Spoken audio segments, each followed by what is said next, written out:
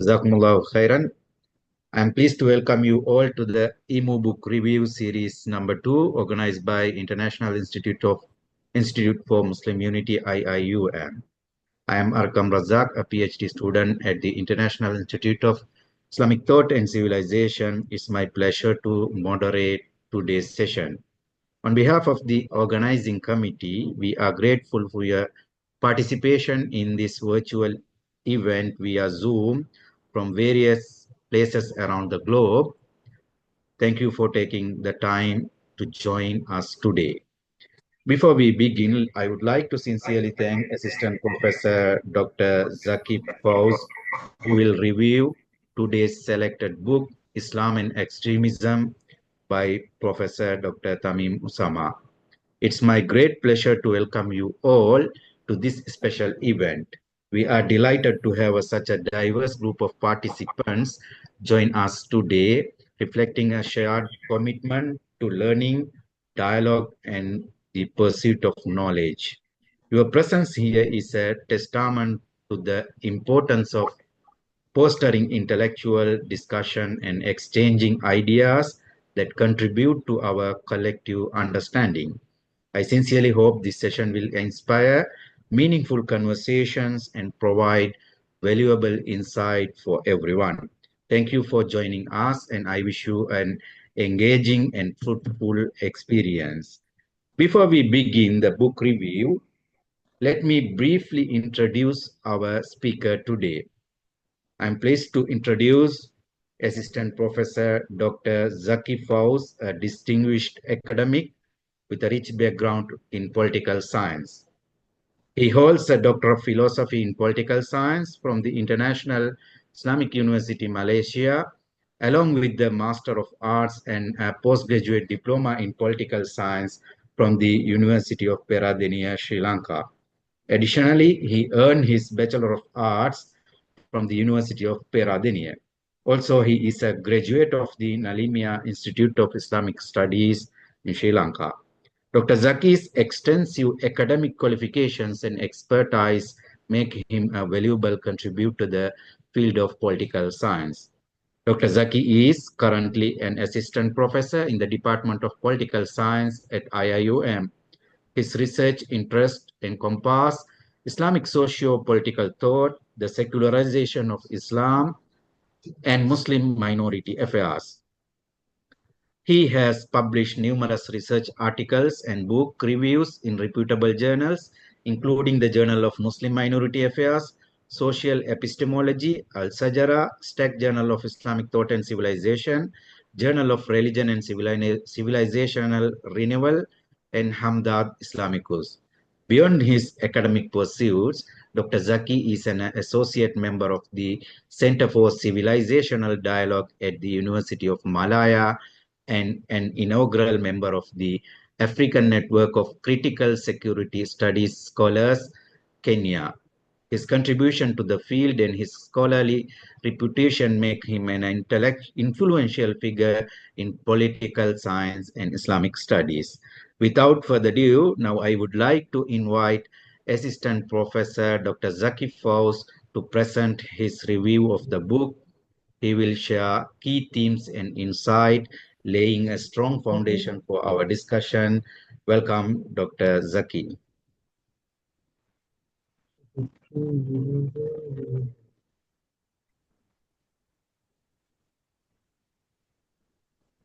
Okay, Bismillah ar-Rahman ar-Rahim. Alhamdulillah Rabbil Alameen. Nahmaduhu wa nasalli ala Rasul Kareem. Amma ba'd. Thank you very much for this kind introduction. Arkam, the moderator of today's session. And also, I would like to thank initially the IIMU and its director and the program organizer for inviting me to share, to review this important book in this today's session. And I am very much honored, and it's a privilege for me to participate and share some of my observations in this event. And with that note, the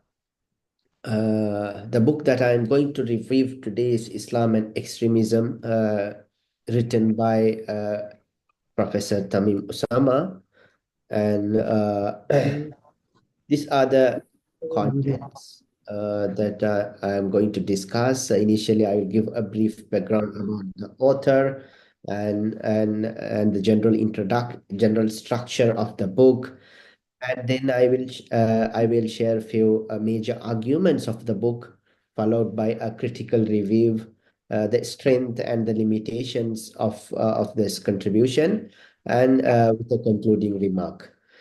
And initially, about the author, I think Professor Thameem Ushama need no introduction, and he is currently the director of International Institute for Muslim Unity, and who has been serving International Islamic University for more than 3 decades.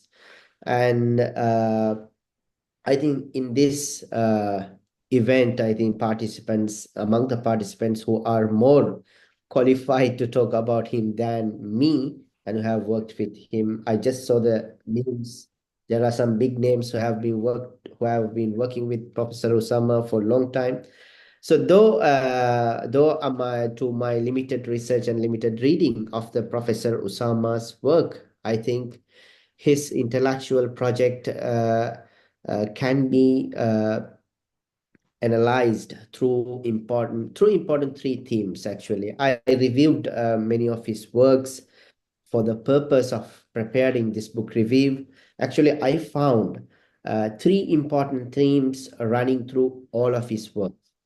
One is Islamization. It is one of his central focus, or one of his central discourse in central area in his intellectual project. He mainly wrote Islamization in the context of IIUM, and also in the global context as well. The second important theme in his intellectual project, if you review his writings across 20-25 years, apart from Islamization, you can find he has contributed a lot to Quranic studies, actually. Quranic studies as a field of study also, he wrote many books on that. Apart from that, he wrote many research papers exploring critical ideas and concepts and phenomenon from the perspective of from Quranic perspective. In that sense, also he contributed to the Quranic studies. So this is the second important theme in his intellectual project. Thirdly, in my review, I found that most of his writings revolved around examining the phenomenon of Islamic revivalism. And he wrote extensively about Islamic revivalist thinkers and thoughts in the 20th century Muslim world, engaging with them critically, and also defending them when it is necessary. That is one of the specialties in his writings.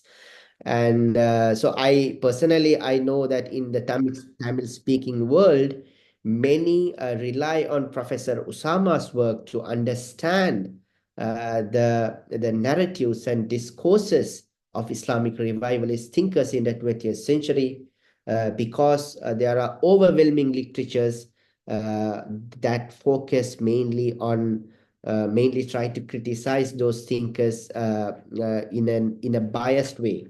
Amid such wave of literatures, Professor Osama's works being sought after to get a right and a fair picture about Islamic thinkers in the 20th century. And so this is the third important current or a theme that running through Professor Thameem Usama's work. Among these works, we can actually third into Islamic revivalist thoughts, and which is very much close to that frame or theme, is the book that we are going to discuss today, the Islam and Extremism. And if we read the Islamic extremism book, actually in the introduction, Professor Thameem Usama actually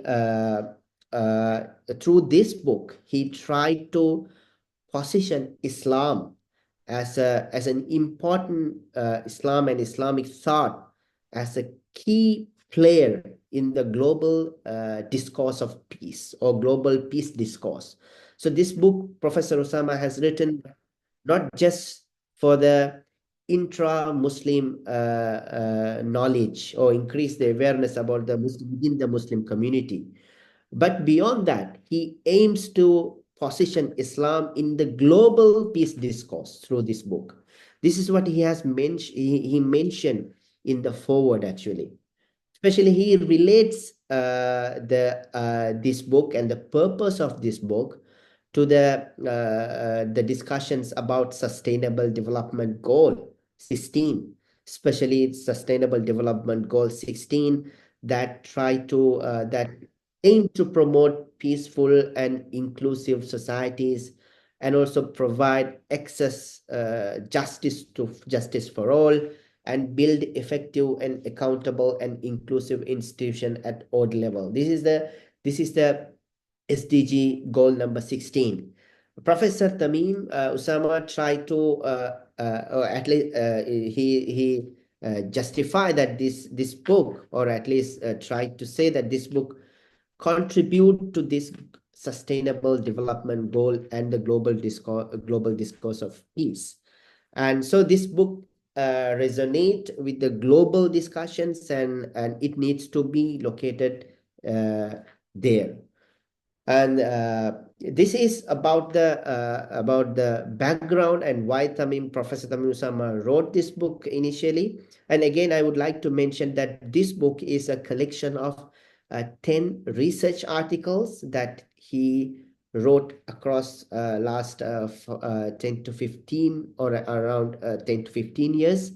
And so he combined these articles and published. With that note, I would like to introduce the structure of the book. This is the structure of the book that you can see, and the book has 4 important sections. One is the first part 1 discusses the scholar's perspective of Western scholars' perspective of Muslim extremism. Then in the part 2, he discussed Islam in relation to concept of moderation and in relation to the concept of tolerance, and also Islam in relation to the ease. And also he discusses how Islam empower the global peace in the second part. The third part is very fascinating, and I would like to engage with the third part more in this discussion, where he examined the root causes of extremism in the Muslim world and how extremist ideological movement misinterpret Islam, and also how we should approach the phenomenon of terrorism and extremism in the Muslim world. I think this third and fourth part is really, really important in this book. I would like to engage more in that, focus more in that sections in this review. Hoping that this book review, not merely just a book review, rather I am here using Professor Thameem Usama's work to have a conversation about how should we approach Islam and extremism debate. It's a complex debate in the modern world. And I think Professor Usama's work would provide us an interesting framework, a formidable, comprehensive framework to approach that discussion. Brother Arkham, can you mute that sound when someone joining? Okay. I will. It seems disturbing. Yeah. Okay. So, what are the major arguments of the book? Initially, Professor Thameem Usama, in the part 1, which is a very foundational chapter to the book, he discusses about the Western scholarly perspective on Muslim extremism. Here, Professor Thameem argued that mainly the Western scholarship try to equate Islamic fundamentalism and moderate Islam with the extremism in general. Because he argues that many scholars and research publications that explore the phenomenon of Muslim extremism. Their methodology, their approach is very much rooted in the Eurocentric paradigm and Eurocentric understanding of the concept of fundamentalism. And through that, when they use and when they apply that Eurocentric understanding of the concept of fundamentalism, which was developed within the context of Christianity, they try to impose that European experience on the Muslim experience. This is what Professor Osama argues. So when a concept of fundamentalism, which is originally developed in the West, when you use that concept to examine a religious experience in the Muslim world, Professor Usama highlights that misappropriation leads to a significant misunderstanding about the role of religion in the Muslim societies. To prove his case, he brings a few important scholars. I picked here three important scholars who have studied Islamic Muslim extremism or Islamic fundamentalism in the Muslim world. Professor Usama highlight how unbiased they are, how biased they are, and how they misunderstood the very basic concepts of Islam in their analysis. For example, he he brings the Natana de Long Bas. I think Natana de Long Bas is one of the foremost academics in the West who have studied Muslim extremist groups in the Muslim world. Uh, she actually says Islamic fundamentalism is all about return to Islamic primary sources, and it's all about considering the centrality of the Islamic law. So she literally says that Islamic fundamentalism is about just returning to Islamic law and returning to the Islamic primary sources. And she portrays this as an extremist kind of a tendency. And also Graham Fuller, who says Islamic fundamentalism or Muslim extremism is a kind of conservative Islam and which emphasis on jurisprudence. So you see the overemphasis and obsession with Islamic jurisprudence is a kind of Islamic extremism. And Robert Platoru, he argues that linking Islam to political goals is all about Muslim extremism or Islamic fundamentalism. So by bringing these ideas, Professor Thameem Ushama, by bringing these scholars into conversation, Professor Thameem Ushama tried to highlight that these ideas are just outcome of their inability to comprehend the phenomenon of Islamic revivalism. Western scholars are struggling. They don't have a proper methodology still to comprehend, to properly explain the phenomenon of Islamic revivalism and revivalist thinkers and their thoughts. Because of that inability, they try to confluate, try to mix up Islamic extremist ideas with Islam emphasis on Islamic jurisprudence and with conservative Islam, and also Muslims increasing interest to resort to Islamic primary sources in navigating the modern challenges. All these phenomena are being considered part of Islamic extremism and part of Islamic fundamentalism. Professor Thameem criticizes this tendency or this direction of the Western scholarship. Why? Because they don't have a methodology to comprehend the Islamic revivalism. Why they are lacking such a methodology? Prof. Thameem argues in this book, this is very important because that the Western paradigm that these scholars rely on, that paradigm generally, which has many assumptions. One of the important assumptions is separation of religion from the public life. That paradigm is the one that informs these scholars to produce such misunderstandings and such biased ideas about Islamic revivalism. And such separation of religion and politics, uh, as Thameem Ushama highlights in this book, which is very much alien to Islamic tradition. In Islamic tradition, we see a very close connection with religion, law, and governance historically intervened, which cannot be separated in Islamic perspective.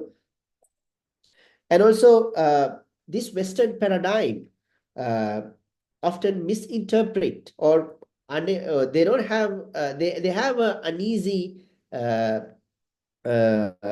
kind of a uh, uneasy intellectual uh, uh, side of a character, which try they couldn't really understand the integration of faith into governance. They see it according to Western paradigm, excuse me, as a form of extremism. Whenever the faith try to influence the governance, they see it as a form of extremism. And so because of that, they are unable to understand the role of religion in Muslim societies. So because of this Western paradigm, Western scholarship just end up considering whole phenomenon of Islamic revivalism as a form of some kind of Islamic extremism. So Professor Thameem criticizes this because he, as I said before, this is a product of lack of understanding about the Muslim society and lack of a proper methodology to understand Islamic revivalism. And this is one of the main argument and foundational argument of Thameem Usama's first part. And by saying that, this is very much interesting for me. By saying that, he did not say that extremist movements in the Muslim world or these groups like Al Qaeda, ISIS, you see Boko Haram. He did not say that these are movements. They are being paid by the Western agents or US has created them for their benefit. So there is no extremism in the Muslim world. All extremisms are just a product of US or Israel. This kind of conspiracy theory prevails in our community. Prof. Thameem actually refute that. He says, yes, extremism, Western scholarship uh, try to equate whole Islamic revivalist phenomenon with extremism, which is wrong, which is biased, which shows the inability of them to comprehend the phenomenon. But he admit in this book that there are extremist groups in the Muslim world. There are people who believe in extremist ideas in the Muslim world. So he admit that phenomenon. That is very important. Here he tried to address after admitting that yes, we have extremist movement, we have people who believe in extremist ideas. Here Prof. Thameem says, but how we should approach those movements, how we should approach those ideas, that is a very important and vital matter. In the section 2 or section 3 of the book, actually there are 4 chapters. In the first 2 chapters, he tried to develop how we can approach extremist phenomenon in the Muslim world. And beyond those sort of conspiracy theories that say there is no extremism, only the agents of US, beyond that, the buying to those conspiracy theories, he directly say, yes, there are extremist groups, but the issue is how we going to approach that. Here, Professor Thameem, in this work, developed a critical framework to approach that phenomenon of extremism. He actually emphasized the need for a multifaceted perspective to explore or to explain that extremist phenomenon. He says that no any single theory can explain that. Rather, we need the help of different disciplines, different perspectives to examine that, the extremist groups and people with extremist mindset, why they exist, what they believe, how we can counter them. To answer these questions, we need to have a multiplex perspective. In developing this perspective, Professor Thameem, I think, highlight 4 or 5 approaches that we need to use in that respect.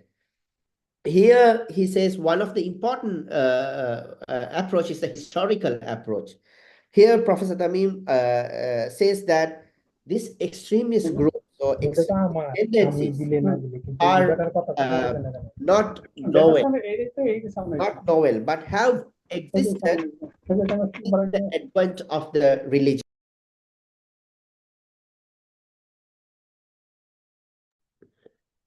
Sorry. Okay. Let me again say that the first important approach that he highlights is the historical approach. He says extremism, the phenomenon of extremism, is not novel. It has a long history.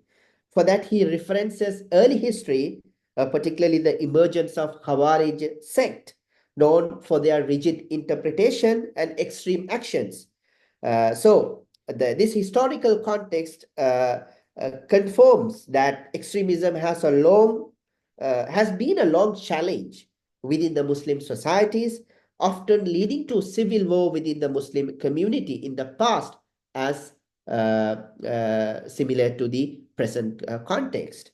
And beside historical approach, he brings ideational approach as well. He says, yes, there are extremist movements in the past, and we also have today, and their ideas needs to be countered. Here, he actually highlight that we need to focus on certain misinterpretations of Islamic teachings of these extremist movements. Especially Thameem Ushama critiques some of the misunderstandings or misinterpretations of key Islamic concepts such as hakimiyya, sovereignty, which some extremist groups actually misuse to justify their radical actions. Thameem Ushama criticizes this misuse and emphasizes that such kind of narrow and literalist understanding or interpretation of Islamic text, devoid of the contextual understanding, might lead to fanaticism and intolerance. So extremism need to be handled through historical analysis and also need to be approached through ideational perspective. This is not enough. Prof. Thameem argues that we need to have a psychological understanding of extremism. In that sense, he says some psychological factors also contributing to the extremism, noting that some personal grievances, identity crises, and sense of marginalization can also make some individuals susceptible to extremist ideologies. So he argues that psychological vulnerabilities, when it combined with ideational extremism, when psychological vulnerabilities combined with ideational extremism, that can lead individuals towards real extremist actions. And apart from psychological, he highlight political oppression, social injustice, economic disparities also can create environments where extremist ideologies can thrive.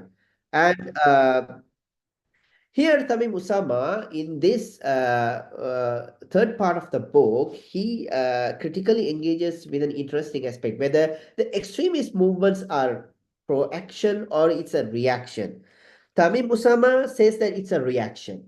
Extremist movements are just reacting to these several issues that I have highlighted before. And so extremist movements are just extremist actions of the Muslim extremist movements, and their actions are reaction to either internal psychological factors or external environmental and geopolitical factors. It can emerge, according to Thameem Ushama, from personal experiences or be shaped by the surrounding socio-political climate. So, extremism, according to Thameem Ushama, is generally a reaction to a disturbed environment, not a proactive action.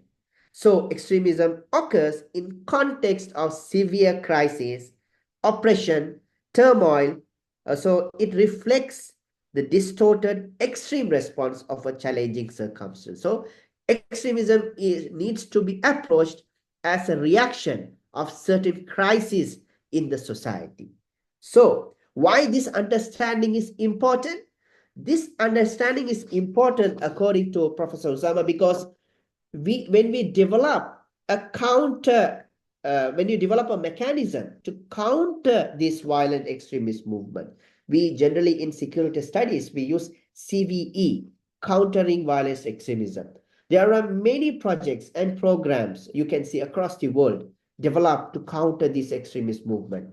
Thameem Ushama, by analyzing these factors that contribute to the emergence of extremist movements and understanding it as a reaction, he tried to develop. In his writings, I can learn from his in this book that he tried to develop three kind of responses to counter these extremist movements, ideas, and its spread. One is educational reform. Professor Usama tried to highlight that by promoting comprehensive religious education that emphasizes critical thinking, contextual understanding of Islamic religious texts, and also the awareness about the principles of moderation in Islamic thought can contribute to the can be a potential source to counter violent extremism in the Muslim world, and also community engagement. He encourages open dialogues within Muslim communities to address grievances, promote inclusivity, build resilience against extremist ideologies. The third important measure is a policy, in the policy realm, where he advocates for policies that address socio-economic disparities, political injustices, and that reduce the appeal of extremist tendencies. So, in Professor Thameem Usama's perspective, this violence extremist movements and ideas needs to be countered from a this emerged because of many factors. So when develop a countering violent extremist methodology or program, that also should needs to take into account these various factors are being addressed properly, especially education aspect, political aspect, economic aspect, and community aspects.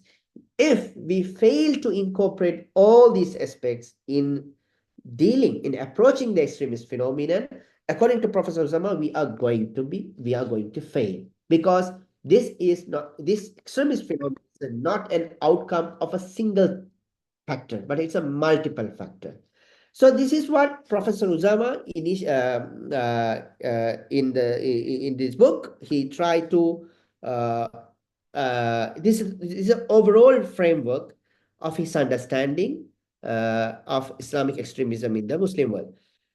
And but but in this book, though the Islamic extremism in the Muslim world emerged out of many factors, as I highlighted in the previous slide, he actually focuses on in the third section about the theological justifications that these extremist movements are using to justify their violence, their extremist actions. And so, because among those factors, psychological, sociological, economic, political, these factors needs to be taken into account. But more than that, ideational factor plays a key role because that factor actually, ideas are the one that motivate people to join with those movements, motivate vulnerable youth to join those movements. So here he used this book in the few chapters of this book to address what are the key ideas that motivate extremist movements to to justify their actions. In that regard, he found two key concepts that shape the ideological architecture of the extremist movements in the Muslim world. One is the concept of takfir, next, the concept of al jama'ah. And according to Professor Thameem, the concept of takfir is a central tool that legitimizes attacks on Muslims that is used by the extremist movements to justify attacks on Muslims who do not share their interpretation of Islam as well as non-Muslims. So this movement, according to Prophet Tami, using this takfir to justify or just to declare that declare those movements ideological purity and sense of moral superiority, and also use this concept to dehumanize Muslim communities who do not believe in their concepts, uh, and also wage war against these Muslim communities. So that Prof. Tamim in this book tried to address how we can actually approach the concept of takfir with proper understanding. And so he allocated a chapter discussing how to approach takfir, what are the proper framework, how whether we can call the rulers in the Muslim world as kafir who do not apply Islamic law. We can whether we can call Muslims who follow those rulers as as unbelievers, as these extremist movements are arguing. So these are the questions that Prof. Tamim tried to address in this chapter. In addressing this question of takfir, Prof. Tamim developed a framework, actually, how we need to, what are the elements that we need to take into account in using this concept or in approaching this concept of takfir. One of that, within that framework, there are many elements. One is he says that we need to be aware of the typology of the takfir initially. There are minor kufr, there are major kufr. So not all the kufr will lead a Muslim towards or put someone outside the fold of Islam.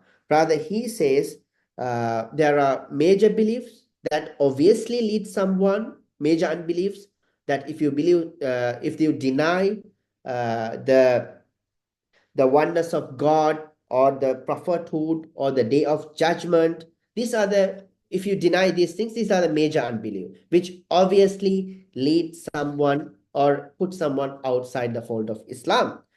But there are minor unbeliefs, meaning say if someone do, or if anyone do a sin, which also kind of an unbelief, but which will not push someone outside the fold of Islam. Rather, it is a sin, so he can ask for repentance from the God, and it is in the hands of God to punish him or to forgive him in the day of judgment. So this division of kufr is very important, as Thameem Ushama shows in this book. The second is that he actually highlight two important principles when we approach this concept of kufr. One is, he says, a person can hold elements of faith and unbelief at the same time, because sometimes Muslims who do not deny the principles of Islam but may do sins in their everyday life. So since sins are being considered part of unbelief, because they are just disobeying the God in the particular God's command in particular time, so it's a kind of unbelief. But still they did not deny the basic fundamentals of Islam. So that situation, that Muslim do not go, or at least shouldn't be considered as a non-Muslim, because it's a normal reality. So most of the Muslims, they in their everyday life, they carry the elements of faith and elements of unbelief at the same time. So this is a reality, and this is a general trend. And second, he says that driving or at least declaring a Muslim as a non-Muslim or a kafir is a grave sin, or it's a grave act, at least a dangerous act that holds much risk, because accusing others of kufr is not an insignificant matter, but it's a very important. So he says that we need to have utmost care and in passing such judgments on others, because the consequence is serious to an extent that an accuser may reach the state of kufr due to an unsubstantiated and false accusation. So he says that this is the reality. We shouldn't pass judgments on other Muslims and as unbelievers or non-Muslim, or accuse them of as such sort.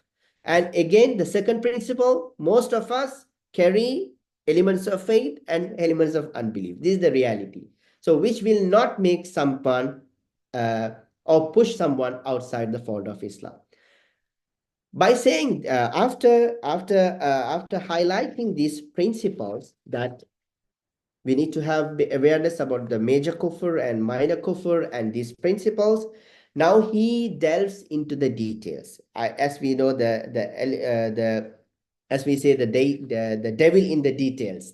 Now he in that chapter he explain, or actually and explore about the issue of charging Muslim rulers who do not base their policies and judgments on the Sharia, whether we can call them kafir. In this issue, this is one of the major issues that actually one of the foundational issues of extremist movements in the Muslim world. They use this issue to justify violence against the Muslim communities and also against the Muslim rulers. And here he actually says, Professor Thameem says that the principal point is Quran explicitly says that if someone intentionally renounce the importance or significance of law of Allah or Sharia, it is an act of unbelief. If someone intentionally says that this is someone, if someone denounce intentionally, which is an act of unbelief. And also, if a ruler believe that secular laws are more important than the laws of God or laws of Allah, or at least secular laws are more comprehensive than the laws of Allah, it is also an act of disbelief or act of kufr outrightly. Not only renounce, but also even if they consider the secular laws are more significant, more comprehensive than the law of God, that is also an act of disbelief. The third, he says, if a ruler,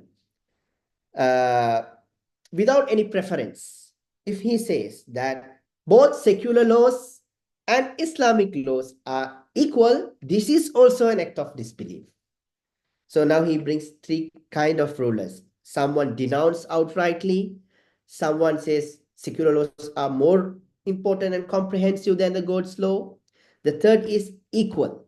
These three kinds of statement, if a ruler says outrightly, which is an act of disbelief, and the ruler becomes a kafir. But if a ruler, without saying anything of such sort, but he also does not practice or apply the Islamic law or Sharia, but he didn't say any of such statements as I mentioned previously, then that does not expel someone from Islam. Because he says he never said anything about the Sharia. Rather, he just apply secular laws. So he didn't say that it is Sharia law is not important, it is not important, or it is not comprehensive, or he didn't pass any intentional command on Sharia law. Rather, he just apply the secular law. In that sense, he is considered to be a sinner. So it is an act of disobedience. So it is up to God to punish him or forgive him in the day of judgment.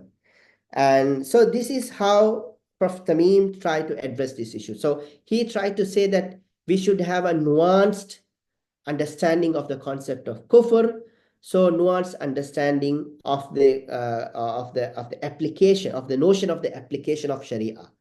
So as long as summary, as I understand in his writing in this chapter, he says as long as a ruler he does not say explicitly anything about Sharia, he needs to be considered a Muslim ruler, and he will be considered as a Muslim, and he actually disobey the God's commands, and he will be, in the day of judgment, it's God, it is in the hands of God to forgive him or punish him in the day of judgment.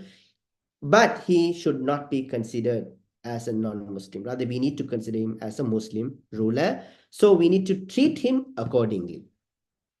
So now he actually moves to the second question with regard to this concept of tafsir.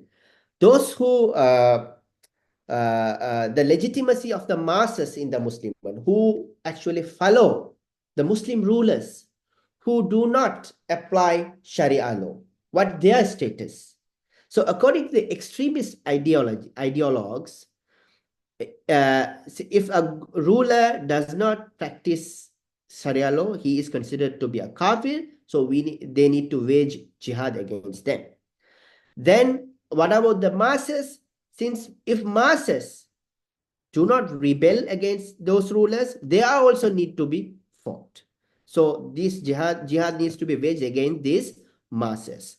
So here, what about these masses? We discuss about the ruler. What is the Islamic perspective of Islamic or Islamic jurisprudential take on these masses who follow their rulers, despite the rulers are just they show disregard for Islamic law.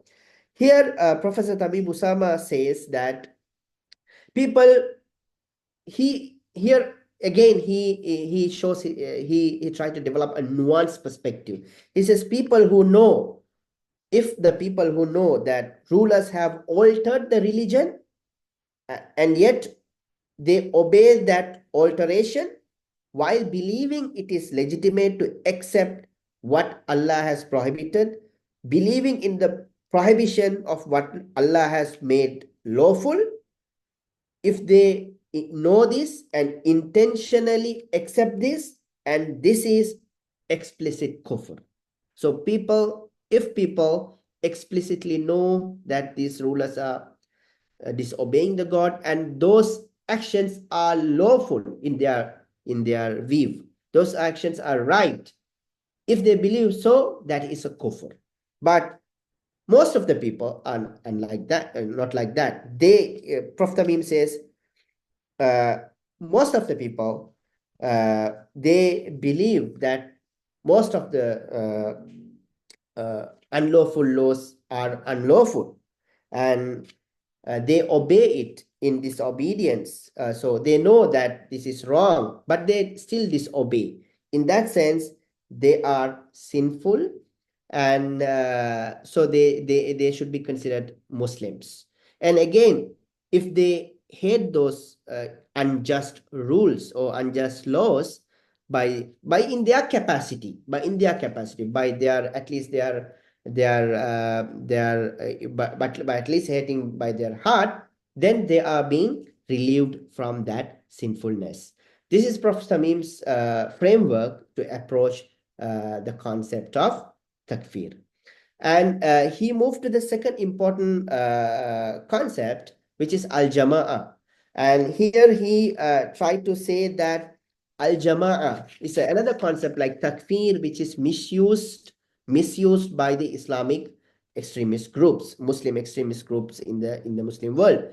Because when they allow takfir, they takfir the Muslim community and the Muslim rulers.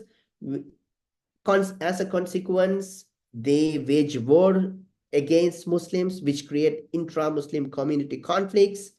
And this is the chain of at least sequence of this, the consequence of these concepts. In that regard, he says, Prof. Thameem says, another concept which is Al-Jama'ah. Al-Jama'ah, all the extreme, one of the key characteristics of extremist groups, according to Prophet Thameem, is all the extremist group try to monopolize the concept of Jama'ah by saying that the true Muslim community is their Muslim community. He says this tendency to monopolize the concept of al-Jama'ah, to attribute their own movement or their own ideological group. This is one of the fundamental characteristics of extremism or religious extremism in the Muslim world. For example, he says, today, you see the extremist group Al-Qaeda or ISIS or Boko Haram, they simply consider themselves to be true Muslims, themselves to be true Muslim community. They are the true Al-Jama'ah. All the others have end up in kufr, and all the Muslim rulers and those who follow the Muslim mass are kufr. So we need to wage war against them. So then who are the Muslim community? They are the Muslim community. This is the one of the defining characteristics of extremist movement, to define Jama'ah or attach the concept to their movement, to their ideas.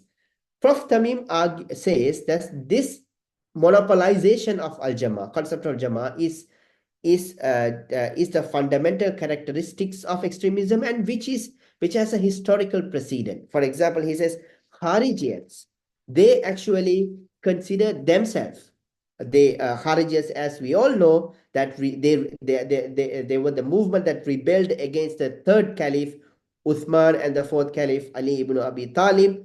So they created a turmoil in the Muslim community. They mainly argued that the ideology is mainly centered on the belief that any sin, no matter how small, remove a person from the fold of Islam, which is against the the mainstream Islamic position. And so if you do a small sin, it will lead you to the outside the fold of Islam. So that justify violence against the rulers and against the Muslim community. So here again, they push mainstream Muslim community outside the fold of Islam, and Kharijiyats considered themselves to be the true Muslim community. And Shias, they pushed all the other Imams and the mainstream Ahlus Sunnah outside the fold of Islam and considered themselves to the true Muslim community. You see the same tendency within Mu'taziliyat. They considered their beliefs as true Tawheed and pushed all the other Muslim community outside the fold of Islam and used state power to oppress the mainstream Muslim Islamic scholars in their time. So Prof. Thameem highlights that all these sects, Kharijiyats, Shias or Mu'taziliyats, they actually became one of the defining feature of these movements is trying to monopolize the concept of al-Jama'ah. They are not ready to share the concept with the mainstream Muslim community. This is one of the defining feature of extremism. In this process, a very interesting point that Professor Thameem makes in this discussion is why Ahl Sunnati wal Jama'ah, which is considered to be the mainstream Islamic theological understanding, and we all, the mainstream Sunni Muslims, which is the majority, Ahl Sunnati wal Jama'ah, they are the majority. Why they became majority while these movements, one way or the other, dominate the history here and there, but then disappeared. But Ahlus Sunnati wal Jama'ah, throughout 1400 years, they maintain or they remain as a mainstream Muslim theological idea, theological movement, or they considered they are the ummah, they are the mainstream ummah. Prof. Thameem answers this question, why they remain mainstream, while all these sects become disappeared. One of the point that Prof. Thameem makes here is because Ahlus Sunnati wal Jama'ah had the most flexible and most moderate and most inclusive ideas about kufr and iman. Because of their understanding of kufr of iman, which is very inclusive, which is very moderate, because of that, Ahlus Sunnati wal Jama'ah became the mainstream. All those movements that actually resorted to extreme understanding on Iman and Kufr became sects and became disappeared along the history, became an extreme movements and disappeared.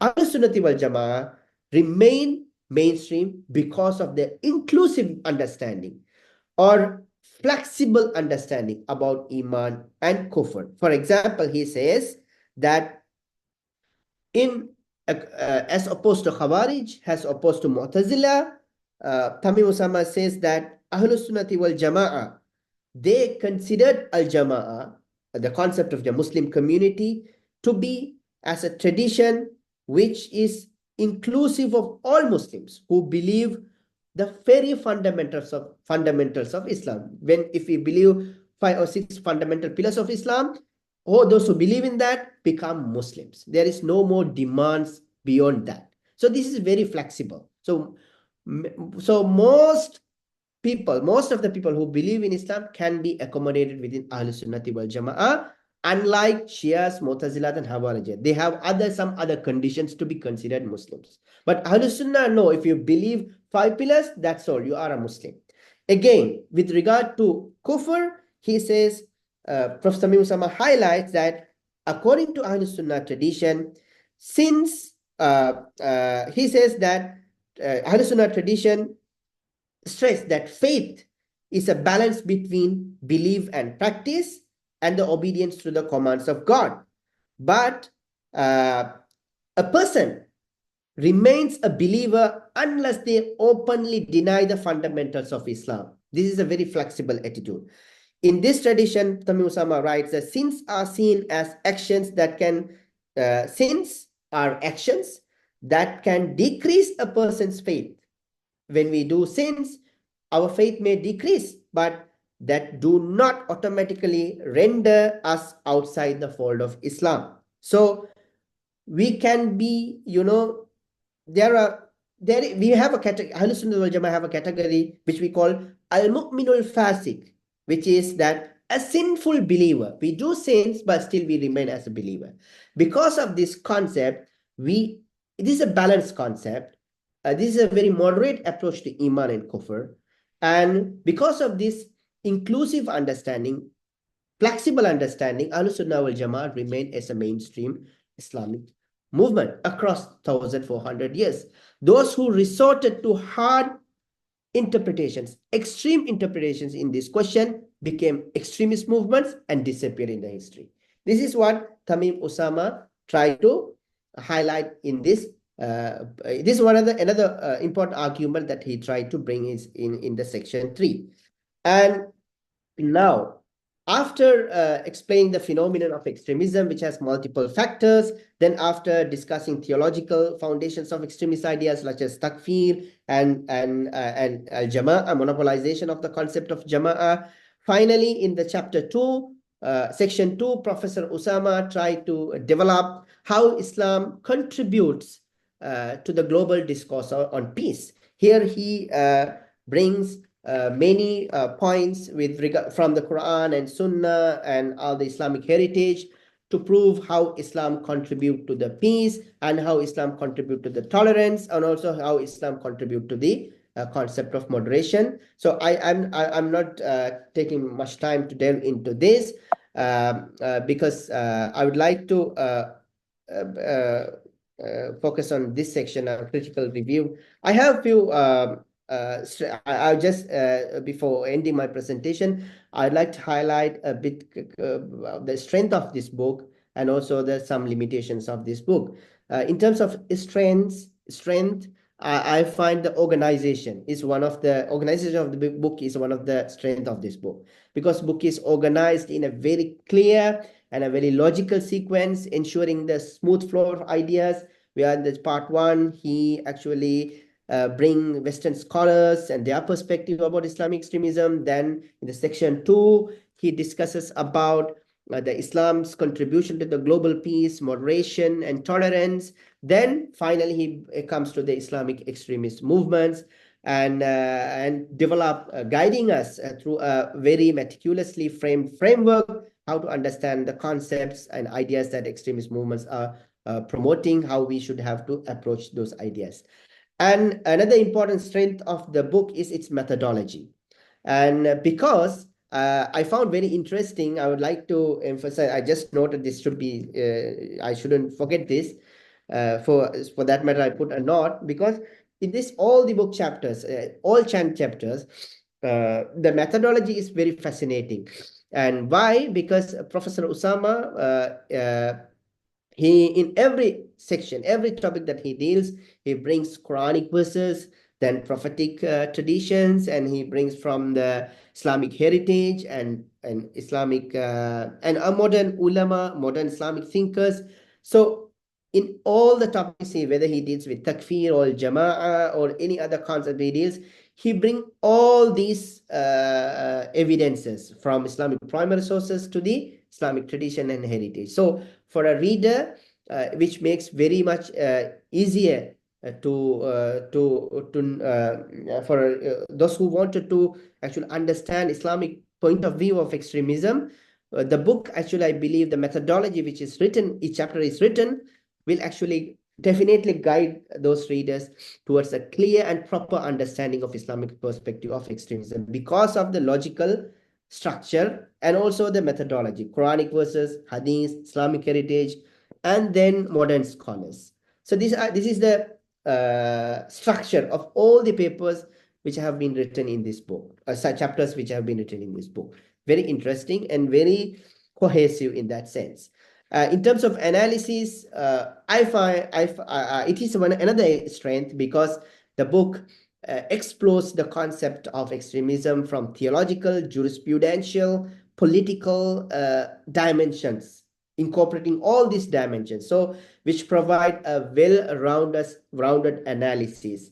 Sometimes I have read many books which only focus sometimes jurisprudential or sometimes mainly focus on political aspect. Sometimes that may focus on theological aspect. But in this book, readers can find multiple perspectives, or can engage with multiple perspectives in exploring the phenomenon of extremism. With regard to the limitations, I'd like to highlight two things that there is no there are some I found that there's a lack of aggregate analysis regarding the Islamic and Salafi movements because in the recent past, many accusations are coming that Islamic movements and Salafi movements are the root causes of these extremist movements. So I know that author Prof. Thameem has written about this elsewhere in his works. But in this book, there is no any dedicated chapter on explaining whether say about there are controversies about Sayyid Qutb and about some movements, Salafi movements, Wahhabism, and whether Abdul Wahhab is a mastermind of modern Salafi jihadism. These are the questions that is always coming to the fore. And I wish that Prof. Tamim can add a chapter on that also, which is lacking in this book. But Prof. Tamim has addressed this issue, I know, elsewhere in his research papers, which could be incorporated.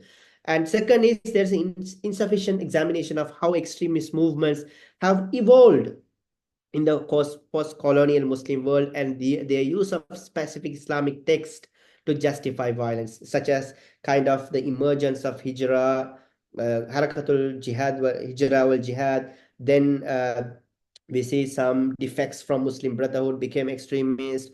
Then we see from after 90s, emergence of Al-Qaeda and ISIS after 2003.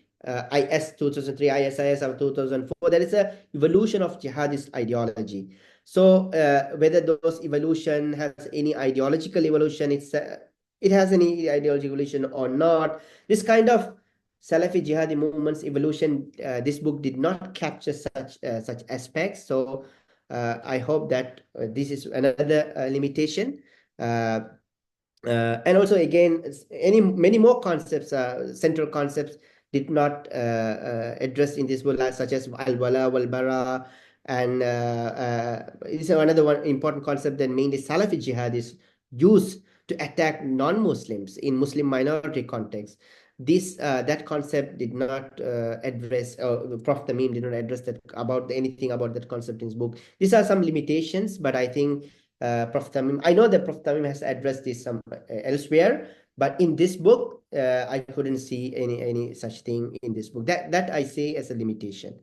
And with that note, thank you very much for the time. And I think I took little more than 1 hour. Thank you very much, Arkham, for your. Uh, that's all from me. Thank you very much for the opportunity. Okay, thank you, Dr. Zaki Faus, for the excellent review and for highlighting such a valuable aspect of the book.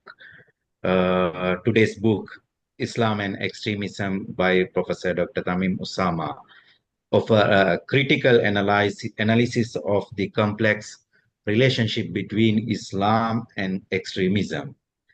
The author challenges misconceptions that link Islam with violence, instead highlighting the religion's core values of moderation, peace, and tolerance. By examining the historical roots of modern extremist movements, the book delves into the theological foundation of radical ideologies and how they distort Islamic teachings.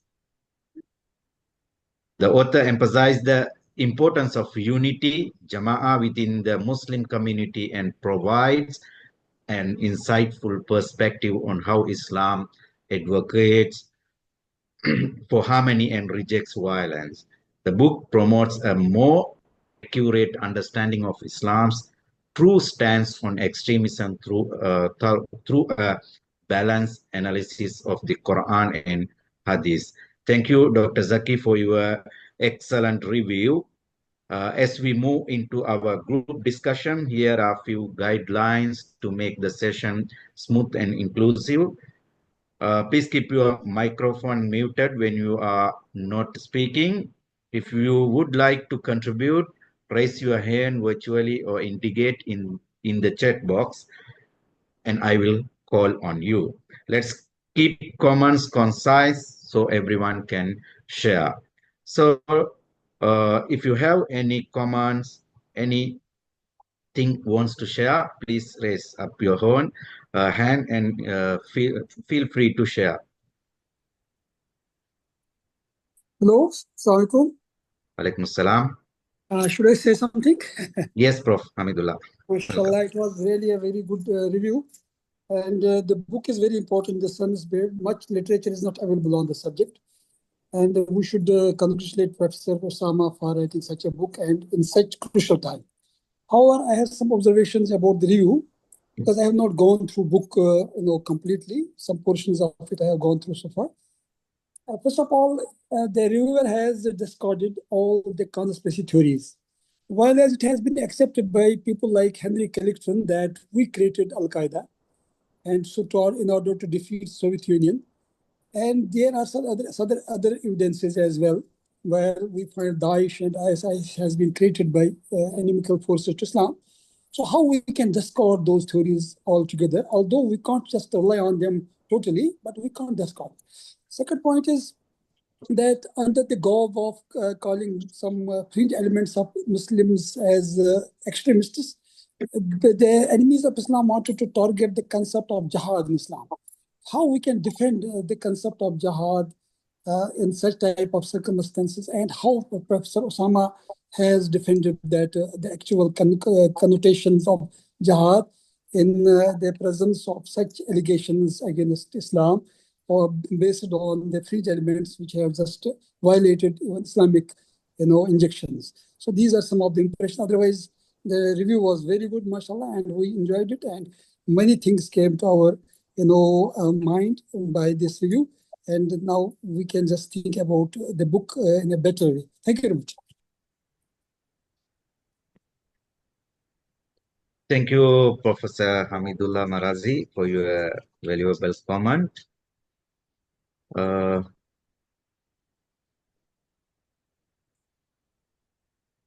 Is there anyone to share something or comment?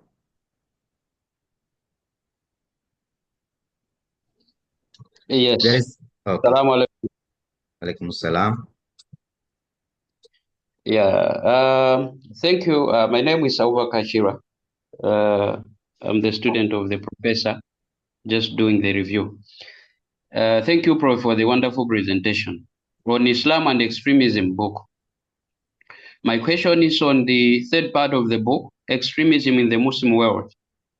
Precisely, extremism as a reaction. Point number 2, educational reform. If you can share something like how can we advance these educational reforms to achieve the proposed comprehensive understanding of Islam, as proposed by the professor today.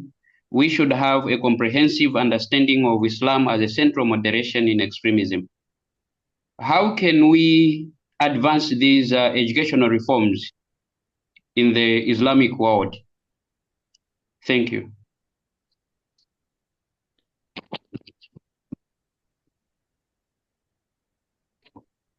Dr. Zaki?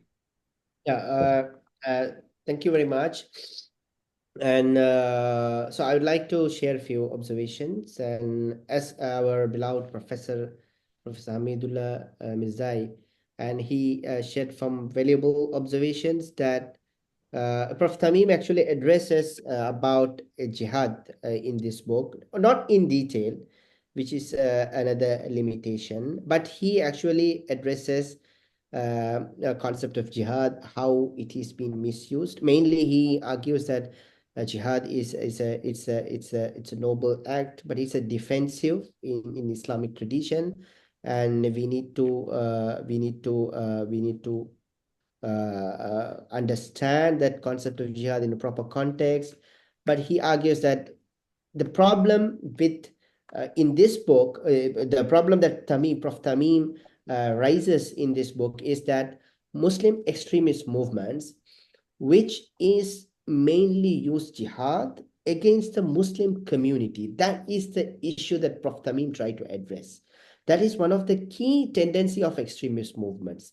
They use it not against the invaders. Rather, the extremist problem is the Muslims, not the main enemy of the Muslim extremist movements. If you according to Prof. Thameem's analysis in this book, at least, he tried to highlight that the main issue with the Muslim community. I mean, he said their main enemy is the Muslim community. Those who they consider Muslims as unbelievers, or they consider them to be kafir, and they use jihad to use concept of jihad to wage war against them. So Prof. Thameem says jihad is again, yes, he actually addresses that it's a very legitimate source of resistance when Muslim world is being invaded. And equally, he says these extremist movements are misusing it by deploying the concept against the very community, which is the Muslim community, by considering part of population as non-Muslims and use it concept of jihad to wage war against them. So this is another issue with the misunderstanding which drive extremist ideologies, according to Prof. Thameem. At least in his book, at least in light of this book, I can say that. I agree that he addresses I emphasize that Prof. Thameem addresses that jihad is misinterpreted, especially the global jihad, and which is a noble act against invasion, which is defensive. That's the Islamic perspective. And the extremist movements mainly use it to not to attack invaders, but to attack the Muslims. This is the real problem in the analysis of the Prof. Thameem in his book. And what Chivera asked, Arkam? Yeah. I've asked the question regarding the extremism in the Muslim world, how we can keep it from spreading. The professor in his book has proposed like educational reforms. Yeah. Now, my question is, how can we advance these educational reforms to achieve the proposed comprehensive understanding of Islam as a central moderation in extremism? I think which is a very good question, but I don't think that I can answer that question, because It's a how question and very, very broad question. I think a government, all there are many stakeholders in that process. The government, community leaders, religious Yeah, leaders, and the universities here and research institutions. All these stakeholders needs to be come together and find find an cohesive framework in addressing that. I think all the stakeholders have different tasks to do. And this is my response. And I think Prof. Thameem reflect that idea in the book, that all the religious leaders and governments and policymakers, he wrote in this book that should come together and find a strategy, develop a strategy to counter these extremist ideas in the Muslim world, and to protect true Islam from misinterpretations, either not only from the extremists but also from the far right extremists from the West, who try to tarnish the image of Islam. As he highlighted few of those ideas in this book, as I also mentioned in my presentation. So we need to protect Jazakumullah. Islam both from extremists from both sides, from the Muslim world and also the far right extremists in the West. So this is what we have to do. There are many stakeholders. We need to find a way by coming together. Jazakumullah khair, Prof. Okay, Doctor. Is there anyone to share something?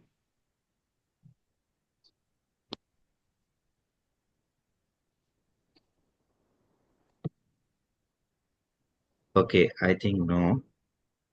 Assalamu alaikum warahmatullahi wabarakatuh. Walaikum salam. Yes, Brother Iftikhar. Thank you, Brother Arkam, and I am very thankful to Brother Dr. Zaki Foz, and he reviewed this insightful analysis, and I'm very thankful to you because this book is profound exploration, and it's a very good subject, and it's balanced approach to addressing a sensitive topic.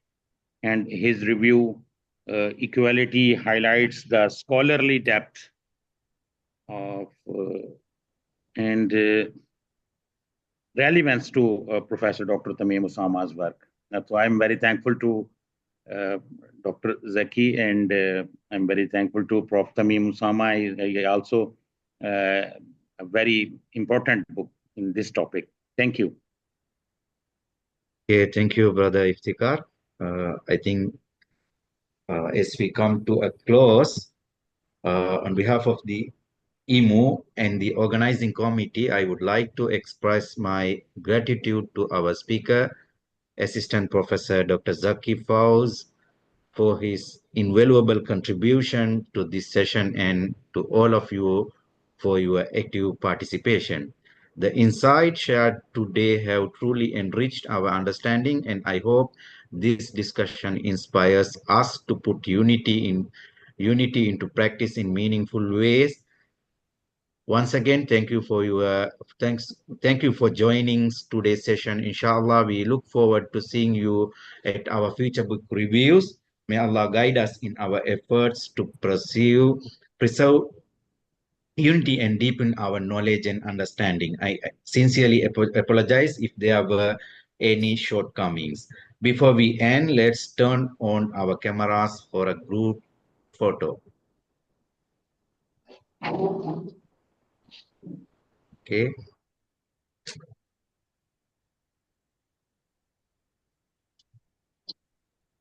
Sister Aziza will help us.